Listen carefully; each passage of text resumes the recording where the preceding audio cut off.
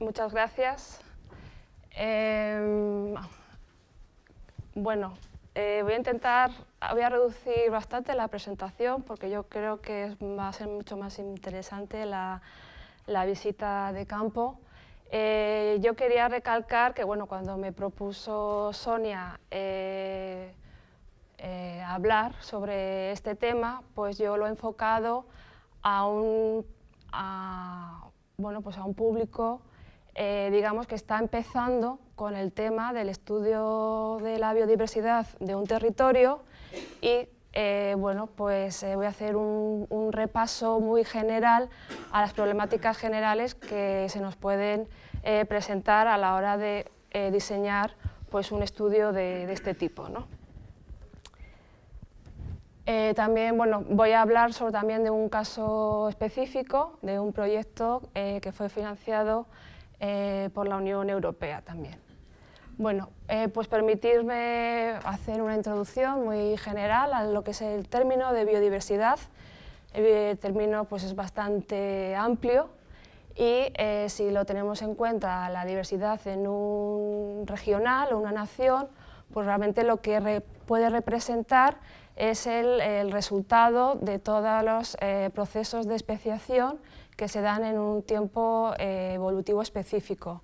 Pero si lo pensamos, el término de la biodiversidad a nivel de ecosistemas o a nivel de comunidades, pues tenemos que tener en cuenta que ese término, esa biodiversidad, lo que está expresando pues es la cantidad de procesos que hay en los ecosistemas que muestran, digamos, cómo las especies pues, aprovechan los recursos, aprovechan los nichos ecológicos y sus respuestas a determinadas presiones ambientales. Y este aspecto quizás es lo que más nos interesa a la hora de aplicar el término de la biodiversidad por ver, por ejemplo, cómo puede afectar pues, un plan de gestión o un plan de conservación en un territorio. He recogido este término de la biodiversidad del Cumbre de la Tierra para recordar que es la variedad y variabilidad de todo tipo de los organismos vivos y de los complejos ecológicos de los que forman parte y comprende la diversidad dentro de cada especie, entre las especies y de los ecosistemas. La biodiversidad también pues, hace referencia entonces pues, a una serie de atributos.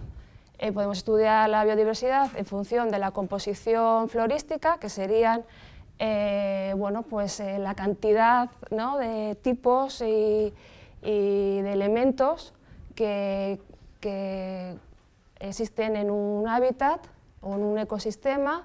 La estructura que tendría que ver, normalmente se equivale al número de especies, ¿no?, o al número de especies.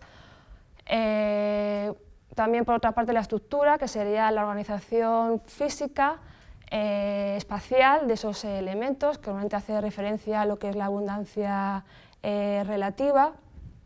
Y luego la función, que hace referencia a la cantidad de procesos ecológicos que se dan en un ecosistema y se mide pues, en función de los rasgos funcionales, que serían esos caracteres que tiene un organismo y que está relacionado con un proceso ecológico. Por ejemplo, podría ser la diversidad de tipos de flores que puede haber en un ecosistema, nos están indicando que hay una gran diversidad de procesos de interacción planta-polinizador, ¿no?, como un ejemplo. Realmente pues hay cantidad de índices, hay cantidad de trabajos científicos que trabajan sobre la biodiversidad, analizan la diversidad a todos los niveles, pero realmente, ¿por qué queremos medir la biodiversidad? Realmente lo que queremos no es solamente, a lo mejor, valorar, dar un valor ecológico a un territorio, un valor natural a en un territorio, sino también reflejar de alguna manera toda esa complejidad de procesos ecológicos que se dan y cómo esos varían en función pues, de algunas presiones ambientales o algunos factores ambientales, ¿no? Entonces, teniendo en cuenta esto, pues la biodiversidad es necesaria, por ejemplo, pues, por un lado, para medir o para identificar o seleccionar espacios protegidos, para poder evaluar o hacer un seguimiento del estado de conservación de esos espacios o también de determinados tipos de hábitat, pero también es importante, por ejemplo, a la hora de evaluar políticas sectoriales aplicadas sobre la biodiversidad, como por ejemplo políticas relacionadas con aplicación de medidas agroambientales, ¿no? Entonces, por ejemplo, si queremos hacer una evaluación, ¿no?, de cómo afecta un sistema o una determinada gestión en un territorio, pues necesitamos un indicador. ¿Y cómo seleccionamos un indicador de biodiversidad? Normalmente cuando hacemos este tipo de estudios es muy importante la relación coste-beneficio, ¿no? Por una parte, es decir, que sea un indicador que sea muy fácil de medir, económico, por supuesto que tenga una base científica, ese sería el primer requisito, y que sea sensible a cambios incipientes y sobre todo que sean fáciles de comprender, y fáciles de comprender en este sentido por los gestores, que son los que al final van a aplicar esas políticas de gestión y a los que tenemos que demostrar los resultados, ¿no?, y los beneficios pues, de un determinado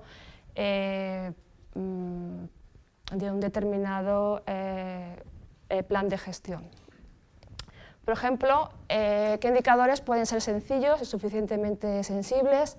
Pues el proyecto Bioases de hace ya años, que fue un proyecto a nivel europeo en el que se diseñaron, pretendía pues, evaluar protocolos estandarizados sobre mediciones de la biodiversidad y se hizo en varios países europeos y se eligieron como componentes de la biodiversidad pues, diferentes grupos taxonómicos. Por ejemplo, se consideraron todos estos grupos taxonómicos, las plantas, las aves, líquenes, mariposas, carábidos, macrofauna, colémbolos, y se vieron que algunos grupos taxonómicos eran mucho más sensibles a determinados cambios. Y en este caso los cambios que querían estudiar eran el efecto de la intensidad del uso del territorio. Es decir, desde un bosque viejo, que sería el extremo de un territorio menos intensificado, ¿no?, a un territorio agrícola. Y como parámetros que emplearon simplemente fue la riqueza de especies, que es un parámetro fácil, muy sencillo de medir y tiene una base científica, es decir, que hay estudios que correlacionan la riqueza de especies con la complejidad de los procesos ecológicos. También otro indicador podría ser, por ejemplo, la abundancia relativa. En algunos casos pues, se puede hacer la abundancia relativa de las especies, porque a veces procesos que incrementan la riqueza de especies pues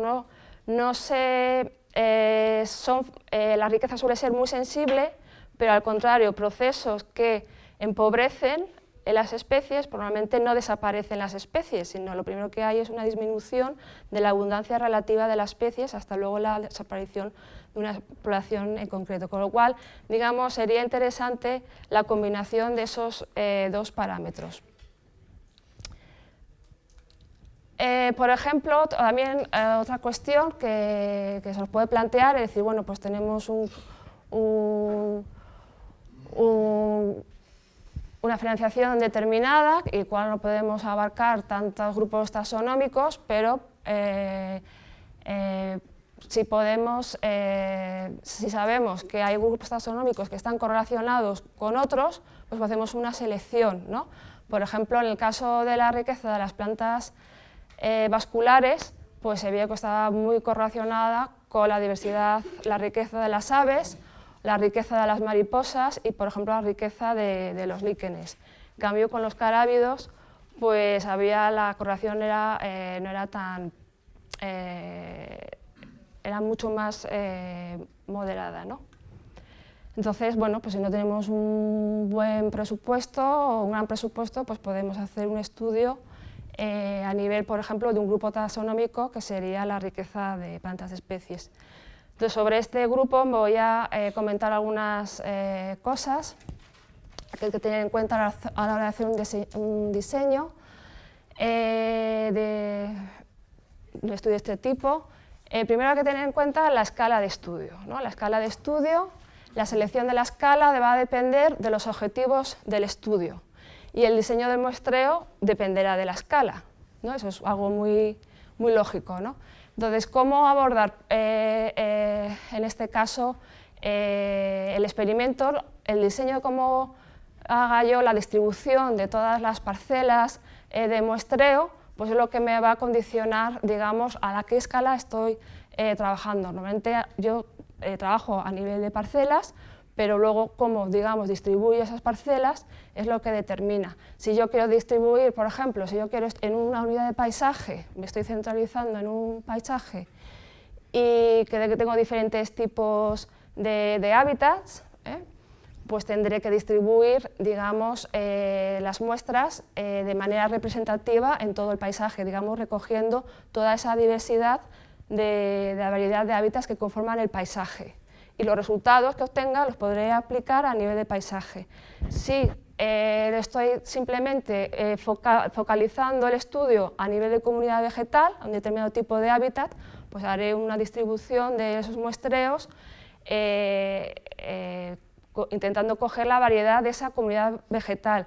Por ejemplo, si yo solamente me elijo cómo afecta, por ejemplo, el pastoreo a un determinado hábitat, por ejemplo, a los pastizales calcáreos xerófilos, pues en ese caso los resultados que obtenga los tendré que relacionar a nivel de comunidad vegetal.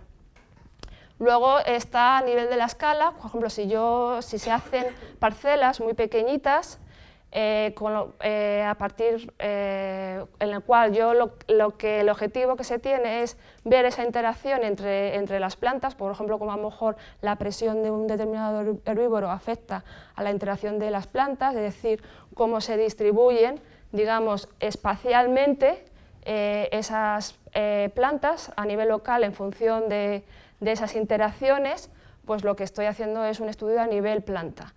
Hay que diferenciar lo que es, digamos, la extensión, la escala, con lo que es la resolución, ¿no? La resolución normalmente se refiere al nivel de detalle en el que tomamos las medidas, ¿no? Y eso va a depender del tamaño de muestra. Eso hay que tenerlo muy en cuenta porque hay estudios, por ejemplo, que analizan la riqueza florística en parcelas de 1 metro por 1 metro cuadrado y otros estudios que hacen el estudio de la riqueza florística en 10 metros cuadrados. Puede ser que los resultados sean diferentes, ¿no? Unos pueden ver que haya diferencias significativas en unos tamaños distintos, ¿no? Eso hay que tenerlo en cuenta porque realmente la riqueza es muy dependiente de la escala y eso también depende sobre todo de la distribución, digamos, de los individuos dentro de un grupo de especies. Si es muy heterogénea, pues obviamente va a cambiar mucho los resultados según el tamaño de la parcela. Bueno, otras cosas que hay que tener en cuenta es los componentes de la diversidad. Si es un muestreo, ¿no?, en varias parcelas y estimo la diversidad media a nivel de la parcela, es lo que estoy obteniendo, la diversidad alfa. Eso puedo ver si hay esa diversidad puede cambiar o no puede cambiar, por ejemplo, en una zona muy pastoreada o una zona poco pastoreada. Pero si lo que quiero ver, si el pastoreo, por ejemplo, afecta a nivel de paisaje, es decir, si me está homogeneizando el paisaje o al revés, hay una heterogeneidad del paisaje, pues entonces tendré que aplicar el componente de la diversidad beta, que digamos que mide esa heterogeneidad, es decir, esa tasa de esa variación de la riqueza entre parcelas, que sería la tasa de recambio de especies entre distintas parcelas. Voy a saltarme a unas cuantas cosas. Ella ha hablado de la importancia del tamaño muestral, y que eso va, una de las preguntas que nos hacemos dice, bueno, ¿cuánto sería el tamaño del área más adecuado? En relación a lo que he comentado antes, pues estaría relacionado con la agrupación de los individuos dentro de una misma especie. Citaremos parcelas más grandes, ¿no?, cuando haya esta distribución de tipo agrupada. Si no, hay en la literatura científica ya se recogen, digamos, áreas mínimas de muestreo según los tipos de hábitat. Normalmente para unos pastizales anuales con 1 metro cuadrado sería la área mínima, con pastizales ya formado por gramíneas o ya de gran tamaño, pues ya se considera 16 metros cuadrados. De todas maneras, como no hay, digamos, yo creo que no hay una cuestión estándar, sino que depende de muchos factores, pues haces un estudio previo, pues se puede hacer viendo la relación de especies-área, lo que se llama la curva especies-área, para ver a partir de qué área, digamos, ese incremento de la riqueza, del número de especies en la parcela, pues va siendo cada vez menor. Bueno, otra cuestión que nos solemos plantear son cuántas muestras necesito, y bueno, pues esto estaría también en función de la heterogeneidad del paisaje.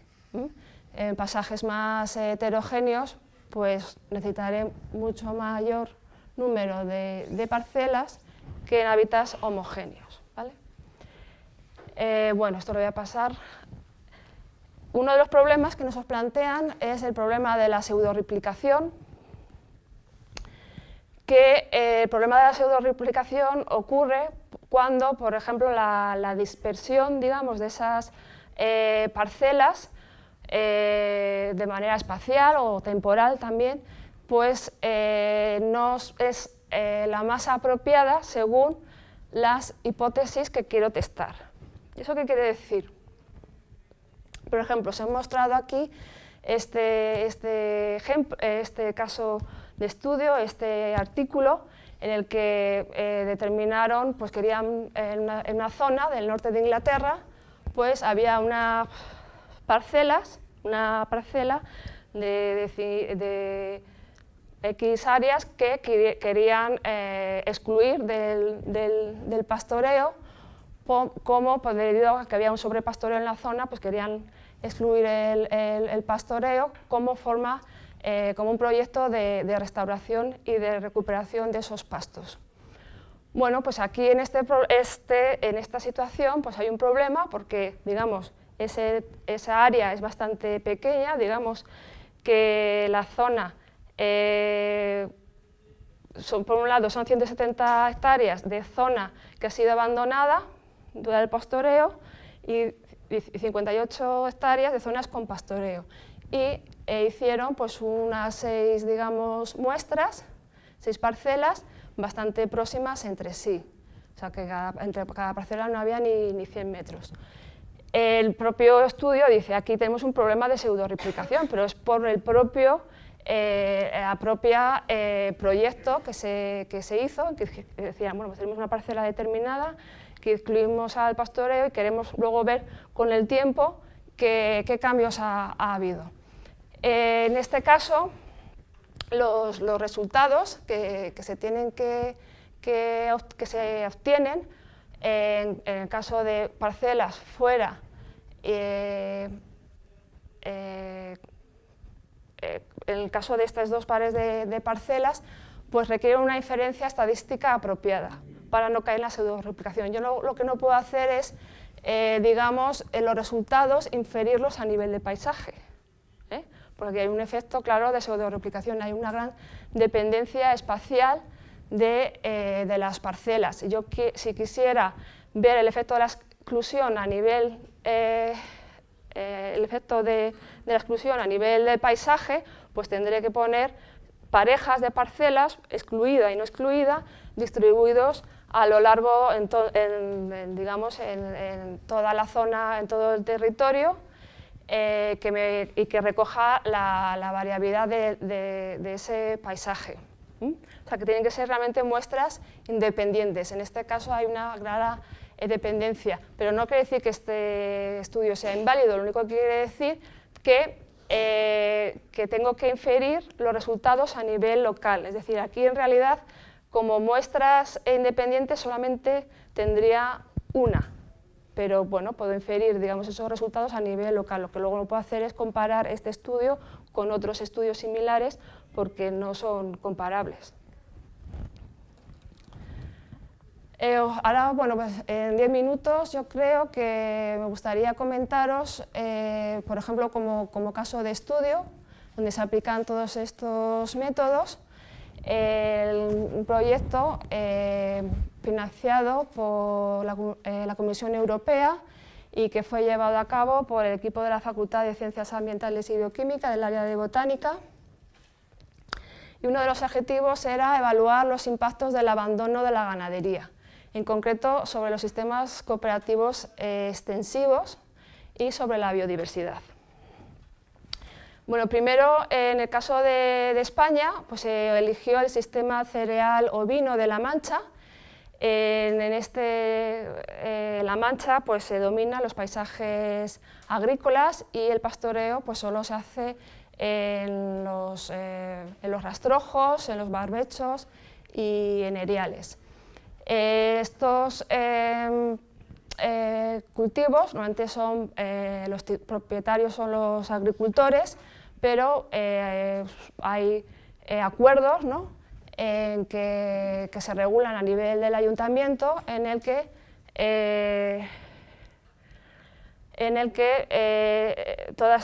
un territorio agrícola se puede dividir en polígono de pastos y cada polígono, digamos, se adjudica a un ganadero. Los ganaderos no son propietarios, pero pueden arrendar pues, los polígonos de pastos. Se quería analizar un poco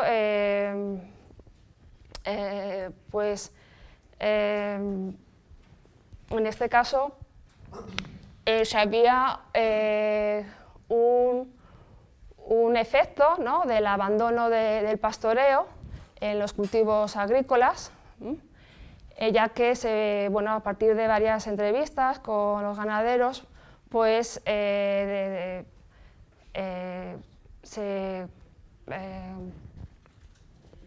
observó que había un abandono progresivo de los pastos, primero por la dificultad y manejo del rebaño y también por la carencia de pastores profesionales y sobre todo el descenso de los recursos pastables, ya que cada vez los cultivos son más intensivos, no se dejan periodos, digamos, de descanso y por lo tanto pues cada vez hay una tendencia, más dificultades y una tendencia al abandono del pastoreo. Bueno, pues para este estudio pues, eligieron unos componentes de la biodiversidad para ver cómo afectaba el abandono del pastoreo en estos cultivos sobre plantas vasculares, líquenes, carábidos y artrópodos. Entonces lo que hicieron es primero seleccionar 3 municipios de La Mancha y bueno, pues, primero seleccionar mediante la cartografía de vegetación EUNIS, pues pudieron hacer una cartografía para identificar las zonas, los cultivos, las zonas de cultivos y luego también hicieron una estratificación de los cereales, teniendo en cuenta que para poder recoger, digamos, toda la biodiversidad o el gradiente, digamos, los gradientes ambientales de los cereales, teniendo en cuenta la litología, si eran suelos cálcicos, gípsicos o silícolas. Bueno, pues primero se hizo esa estratificación en cuanto a la vegetación y luego ya pues, se identificaron esos polígonos de pastos mediante las entrevistas con los ganaderos y luego mediante esas entrevistas pues, se pudo determinar, digamos, la intensidad de manejo en función de la carga ganadera, de polígonos no pastoreados, polígonos poco pastoreados que tenían una carga menor de una oveja por hectárea y muy pastoreados, pues uno o más ovejas por hectárea.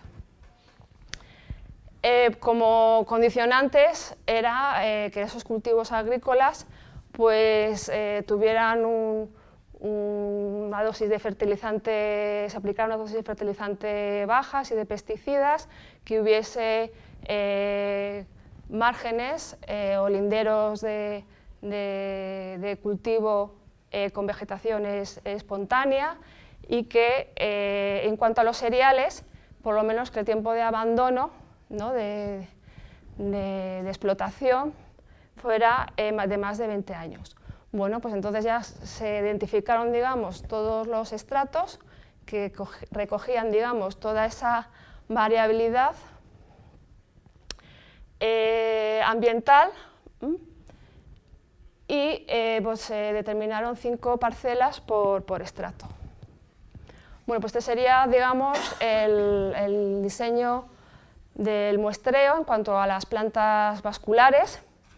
En este caso, por el tipo de comunidades arbenses, con algunas, en los cereales con algunas presencias de caméfitos, pues el área que se muestreó fue 5 por 1 metros, que sería suficiente y para poder hacer un análisis de biodiversidad en este tipo de comunidades. Se hizo en cada una de esas parcelas, de esas 5 parcelas, se tomaron 7 áreas o 7 cuadrados de 5 por 1 dentro de 1 hectárea. Bueno, pues uno de los resultados que obtuvieron es que efectivamente los cereales albergan mucha más riqueza florística que las zonas de cultivos. También se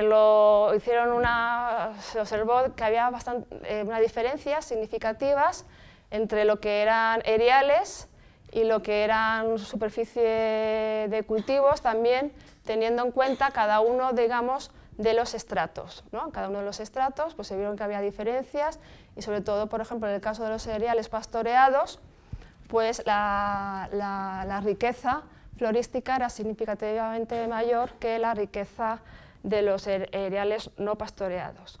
Bueno, este tipo de análisis estadístico pues, se pueden ser mucho más completos y más potentes. Por ejemplo, si lo que se pretende es ver la evaluación del efecto, por un lado, por el uso del territorio y por el uso del pastoreo y la interacción de esos dos factores. Entonces, en este caso, bueno, también está enlazado un poco lo que quería hablar, que cuáles serían los métodos analíticos o los tratamientos de datos más adecuados, por ejemplo, para un tipo de análisis de este tipo.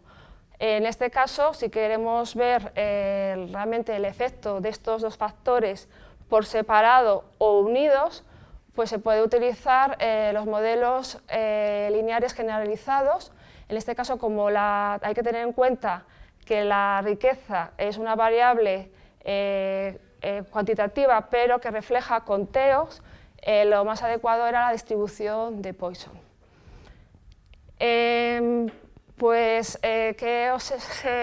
Con estos análisis pues, se pudo demostrar que los cereales superaban en riqueza los campos de cultivo para todas las escalas espaciales, para alfa, beta y la gamma diversidad. También se vio que había interacciones significativas entre el pastoreo y el uso agrícola, pero eso es debido a que el efecto del pastoreo es mucho más acusado en los cereales que en los campos de cultivo. Y luego se vio que el efecto del pastoreo, por ejemplo, no afectaba para nada bueno, no es que no afectaba, que no había efecto del pastoreo, o sea, la intensidad del pastoreo pues no reportaba ninguna diferencia significativa. También podemos aplicar otro tipo de métodos analíticos, como por ejemplo las técnicas de análisis multivariable, que en este caso lo que tiene en cuenta, digamos, es la composición florística, toda la composición florística de esas parcelas. Una técnica estadística muy apropiada sería el análisis de similitudes de ANOSIM, que bueno, mediante un estadístico lo que hace es plantea como hipótesis nula si hay diferencia, o sea, si las similitudes entre grupos es mayor que dentro de un grupo. Entonces, por ejemplo, si queremos ver si hay una diferencia significativa en cuanto a la composición florística por grupos de parcelas, por uno o dos factores, pues podemos utilizar este tipo de análisis ANOSIM, que hay algunos paquetes estadísticos como R, Primer, que te hacen este tipo de análisis. Entonces se vio que sí, realmente había una diferencia significativa entre eriales y campos de cultivo, por un lado, y luego también otro método que se puede aplicar es los métodos de ordenación, como por ejemplo NMDS, en el que analiza las relaciones florísticas entre parcelas, entre el espacio multivariable. A veces no podemos ver si existen otros patrones, digamos, ambientales, que son mucho más fuertes. Esto te permite, por ejemplo, ver si hay patrones ambientales que son mucho más fuertes a lo que es, por ejemplo, sería la intensidad del pastoreo o el uso del territorio, si es campo de cultivo o eriales. Y bueno, pues como conclusiones que obtuvieron, pues es que la riqueza florística es mayor en los eriales para todos los grupos y escalas espaciales. Por lo tanto, una conclusión sería pues que hubiera mayor superficie de eriales como reservorios de biodiversidad en el área de estudio, aunque los eriales pastoreados tienen una riqueza significativa mucho mayor que los no pastoreados, sí que se vio que luego al analizar la riqueza por grupos florísticos, pues por ejemplo los no pastoreados pues tenían una mayor riqueza en determinados grupos, como por ejemplo pues los biotipos leñosos y en determinados grupos de familia. O sea que a veces la riqueza no es, digamos, un valor global, sino que también se puede analizar pues, por biotipos o por grupos florísticos.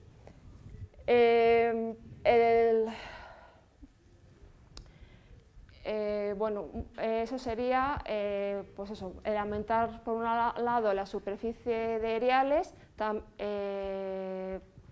pastoreados, que o sea, promover, digamos, el pastoreo, que se siga manteniendo, pero también a la vez pues que hubiera zonas de eriales no pastoreados, sobre todo para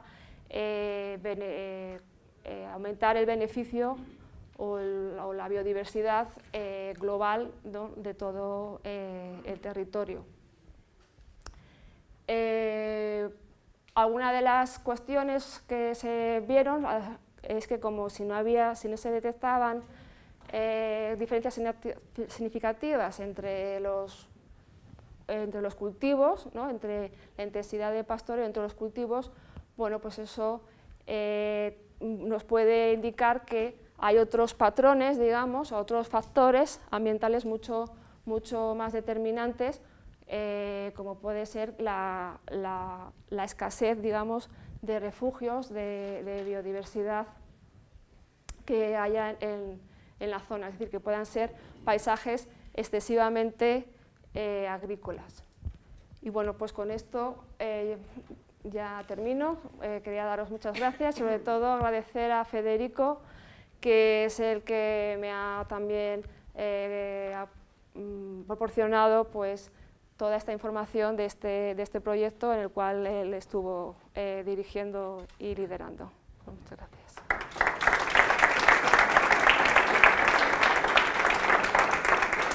Muchas gracias y muchas gracias por resumirlo un poco, porque yo creo que mejor tú hoy estás también con nosotros en la sesión. Claro. Entonces que tendremos ahí tiempo también para discutir sobre, como has puesto, una palabra sencilla y un fenómeno mucho más complejo de lo que muchas veces se tratan.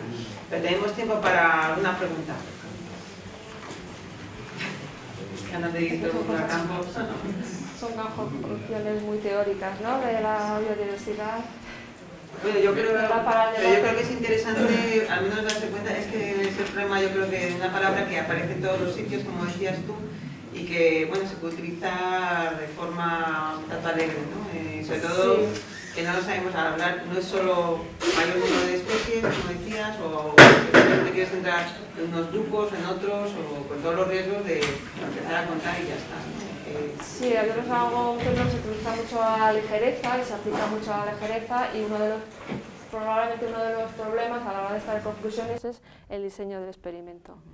Yo creo que se tiende muchas veces a hacer muestreos en parcelas muy pequeñas, porque es mucho más fácil muestrear 1 metro cuadrado, mucho más rápido. Dices, bueno, pues así ya tengo muchas parcelas y eso ya estadísticamente va a ser más potente, pero 1 metro cuadrado a lo mejor no es representativo del... Sí, bueno, no sé si en esta investigación se ha implementado o en otros casos que estáis trabajando el estudio de las cunetas en los caminos, o los bordes de caminos, y de los pequeños ribacillos, no sé cómo llamarlo, terraplencillos que hay entre las parcelas de cultivo y eso, donde también pueden servir como reservorios de diversidad. Se me ocurre al hilo de lo que has dicho.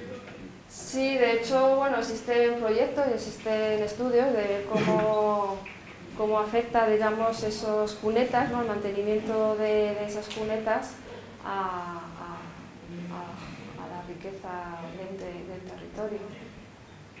Sí, porque muchas de las comunidades arbenses en los cultivos dependen de esos refugios que haya en las cunetas. De hecho, sí que hay, y de hecho eso es una de las medidas agroambientales que se aplican para mejorar no la biodiversidad de plantas, sino la biodiversidad de otros grupos taxonómicos, ¿no?, de insectos, de aves. Yo creo que seguimos luego. Perdona. Sí, es verdad, quedando. Problema familiar. Esa parcela de 5 por 1 metro, ¿cómo evaluáis la riqueza y la abundancia? La abundancia es la cobertura. La cobertura, sí. ¿Pero visual o por...? No, visual, el 5 por 1, pero con una precisión, con una precisión detallada. Sería de 10 por 10, intervalos de 10%, lo que pasa que cuando es menos de 10% ya se considera 5%, 1%. Sí, pero queda visual, ¿no? Sí. Vale, que hay una superficie tan grande, a veces yo no sería contando. No serían conteos de individuos, no son conteos de individuos, son para en este caso se hace por coberturas. Bueno, pues nada, gracias otra vez.